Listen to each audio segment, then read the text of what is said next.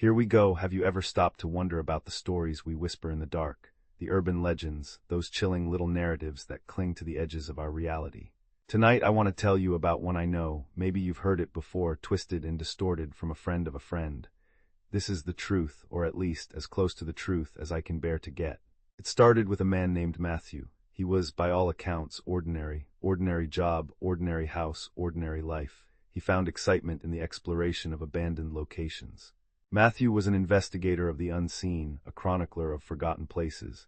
He documented his explorations with a camera and meticulous notes. His favorite topic, urban legends. He sought to debunk them, to peel back the layers of fabrication and reveal the mundane truth beneath. He was always drawn to the story of Blackwood Sanatorium. Abandoned for decades after a series of incidents no one ever talked about in polite company. Blackwood was said to be haunted by the spirits of its former patients, driven mad by experimental treatments and neglect. Its grounds were plagued by a malevolent presence. Matthew dismissed it as fanciful nonsense. His curiosity, however, was piqued. He planned his expedition meticulously, researching the sanatorium's history, mapping out its layout. One stormy night, under the cover of a relentless downpour, Matthew arrived at Blackwood. The iron gates were rusted open, groaning in the wind like tormented souls. He stepped onto the grounds, the overgrown weeds snapping under his boots. The sanatorium loomed before him, a gothic silhouette against the raging sky. The building's windows were dark, vacant eyes staring into the abyss. A sense of foreboding washed over Matthew, a prickling unease on the back of his neck. He tried to shake it off.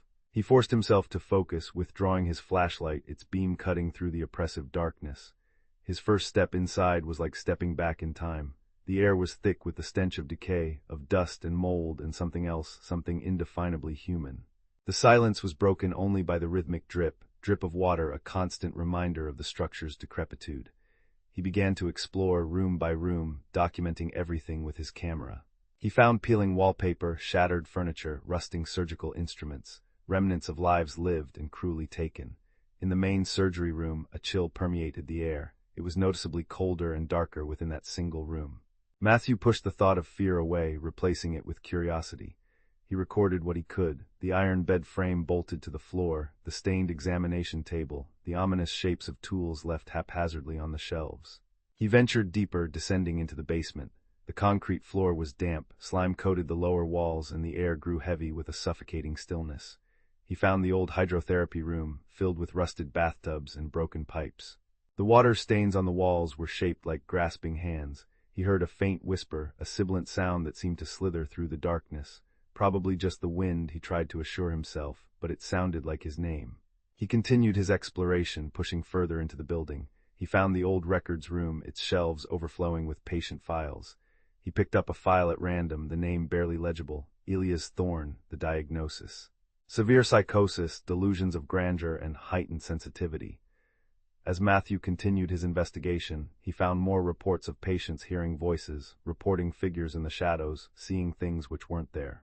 He noticed a recurring theme: a shadowy figure, always described the same way and noted to be seen just before a psychological break. The figure was always there. Suddenly, the lights from Matthew's flashlight flickered. It plunged him into the inky darkness before sputtering back to life. A cold breath brushed against his ear. He spun around, heart pounding, but there was nothing there, just the darkness and the silence, but it felt different, thicker. More present. He tried to rationalize it, the darkness playing tricks on his mind, but he couldn't shake the feeling that he was no longer alone. He began to hear the whispers again, louder this time, coalescing into distinct voices. They called his name, beckoned him closer. He turned on his heel to leave. He needed to get out of this awful place, to regroup and rethink what he was doing. Suddenly, a figure fell from the darkness and landed in the middle of the hallway.